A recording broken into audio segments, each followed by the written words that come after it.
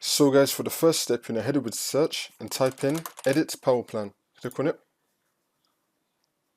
And then once you're on this, you're going to click on power options on the top. And then you're going to expand show additional plans.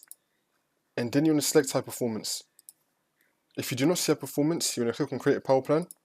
And then it should appear right here. You're going to select high performance and then click on next. And then you're going to select it.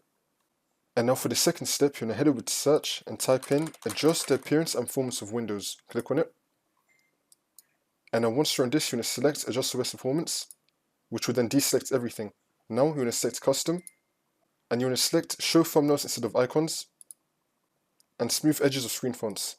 So make sure that everything else is unselected, and then you're going to select these two, and then click on OK. And now for the next step, you're going to head over to search again, and type in CMD. Then you're going to run it as administrator. And then click on yes. And then once you're on this, you're going to type in sfc /scan now, and then click on enter. Then you want to run this scan. We could just minimize this.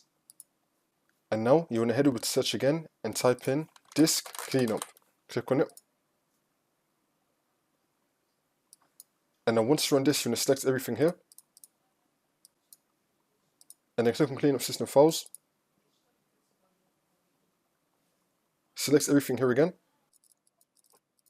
And then click on OK. And then click on delete files. And now for the next step, you're going to head over to search again and type in File Explorer. Click on it.